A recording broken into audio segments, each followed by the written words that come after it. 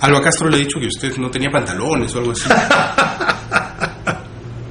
Ese es un estúpido comentario que no merece ser respondido. Ahora, este domingo justo publicaste un artículo que era como un análisis global de cómo se está manejando la policía del nuevo ministerio. Todos estos errores que han habido, o sea, desde los malditos del Arcomar hasta, bueno, en fin, que se presenta un montón de gente como culpables y luego resulta que no son. ¿Y qué es eso? ¿Es figuretismo de Salazar, de Alba Castro? No, o sea, están en una mala situación, porque es obvio que hay una incompetencia tremenda, pero lo que ellos tratan de hacer entonces es promoverse como si estuvieran haciendo cosas adecuadas.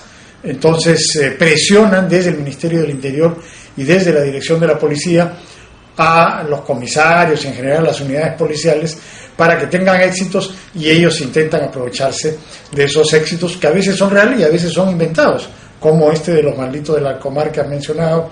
O Melissa Patiño. O, por ejemplo, el caso de esta chica Melissa Patiño y otras personas que fueron detenidas en Tumbes, fue a raíz del paro que hubo en febrero de este año, un paro agrario. Hubo 2 muertos en Ayacucho, una incompetencia total del Ministerio del Interior. Y para tapar su incompetencia, detuvieron a estas personas en Tumbes acusándolas de ser terroristas y de estar fomentando los desórdenes en el país. No tenían nada que ver estas personas con el paro agrario, son izquierdistas, radicales, en fin, pero eso es otra historia. Y entonces hicieron todo un escándalo, una gran conferencia de prensa presentándolos como terroristas y los metieron presos. ¿Para qué? Para justificar su incompetencia en el paro. El caso de la policía que murió en un accidente de tránsito en la cumbre, el 17 de mayo. Era una policía de comisaría que no tenía experiencia en estas tareas y la ponen ahí para abrir camino para el canciller boliviano. Una incompetencia del Ministerio del Interior y del comando policial. Y para tapar su incompetencia, la chica se estrelló por detrás contra un carro y murió. Para tapar su incompetencia, le echan la culpa a los 2 choferes y los meten presos. Y todavía están presos, es increíble. Pero es para tapar su incompetencia o para crear éxitos ficticios que producen estos abusos y errores, ¿no? ¿Y en Moquegua qué pasó? Bueno, en Moquegua ha sido un desastre total, ¿no? Había una falta de prevención absoluta de parte del gobierno y además a la hora en que ya se producen los bloqueos, se producen los disturbios, una cadena de errores del Ministerio del Interior. Para empezar, no dijeron nada. O sea, nadie estuvo al frente. Nadie... Alba Castro salió pues después de... No, Alba Castro salió el último día. O sea, ahí lo que tenía que hacer el primer día, salir y decir, bueno, ustedes tienen que desalojar, tomar la rienda del asunto e informar al país qué está pasando en Moquegua, por qué el gobierno desaloja, por qué no desaloja, qué, algo, decir algo. Y enfrentar, por supuesto, a los revoltosos, primero en el terreno político. El Ministerio del Interior no solamente un ente represivo, es también un ente político, pero mudo. ¿Por qué? Porque se muere de miedo. Quiere ser candidato, quiere tener votos, quiere tener popularidad. Él quiere ser presidente.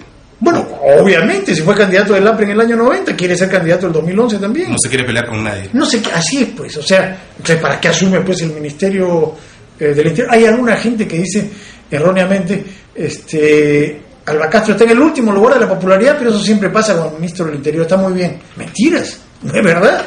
Cuando hay ministros del Interior que asumen su responsabilidad, naturalmente parte de la gente no lo quiere, pero parte sí. Entonces Alba Castro se escondió, la policía no se metió, nadie hacía nada, y cuando trataron de hacer algo y desalojar a los revoltosos lo hicieron pésimo, ¿no?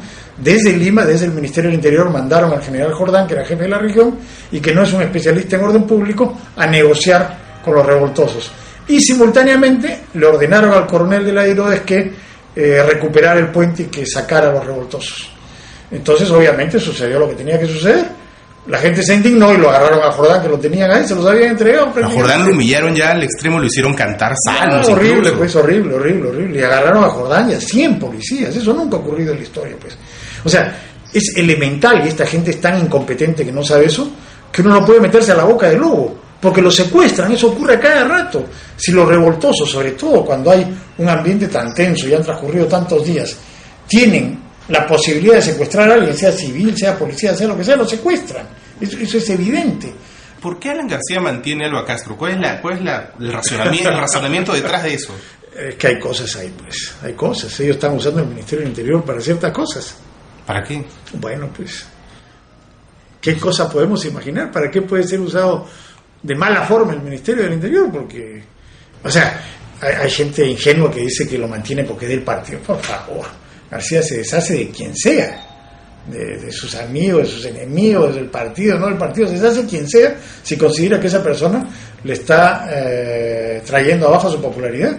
Pero en el caso de Alba Castro no, porque le está trayendo abajo la popularidad, pero lo mantiene ahí, no es pues por política, si no se hubiera deshecho de él hace rato. Es porque hay otras cosas ahí, pues.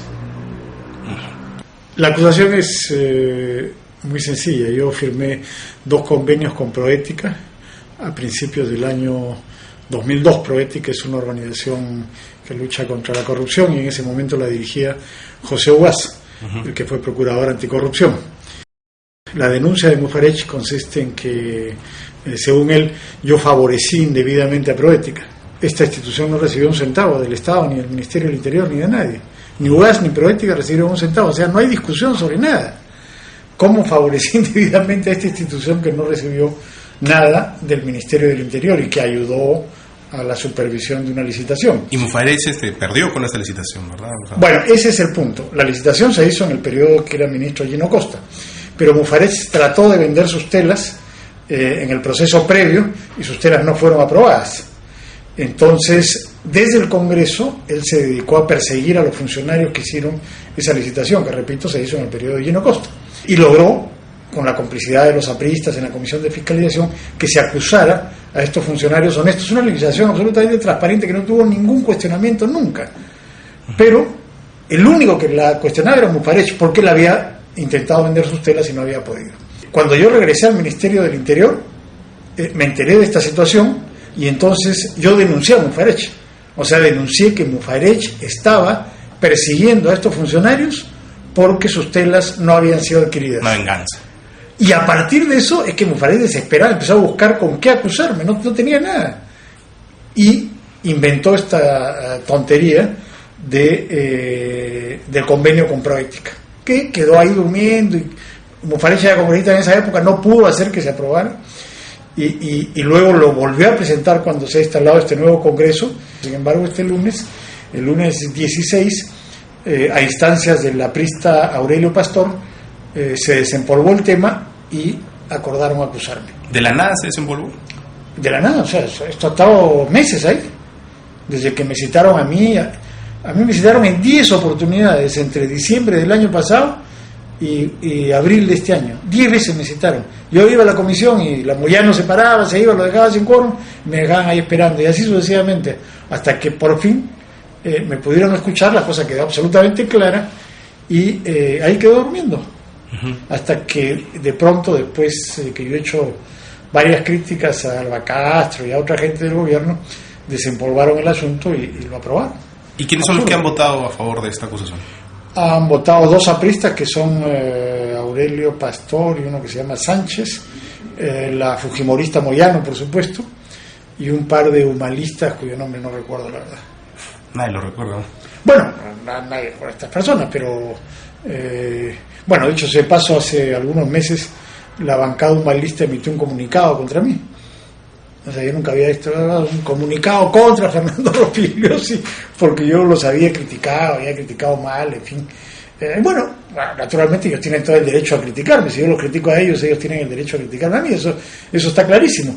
Pero una cosa es un debate político y otra muy distinta es usar el Congreso como un mecanismo de revancha, de represalia, de venganza, ¿no? Para tratar de amedrentarme a mí, y en realidad también no me pueden amedrentar, ¿no? O sea, no me ha amedrentado Fujimori, Montesino, esta gente no me va a amedrentar a mí. Pero, obviamente, dan una señal al resto de personas que critican al gobierno de lo que les puede ocurrir, ¿no? Porque esto es básicamente por criticar al gobierno. Sí, claro. No hay ninguna otra razón que explique por qué los apristas han hecho esto en el Congreso, ¿no?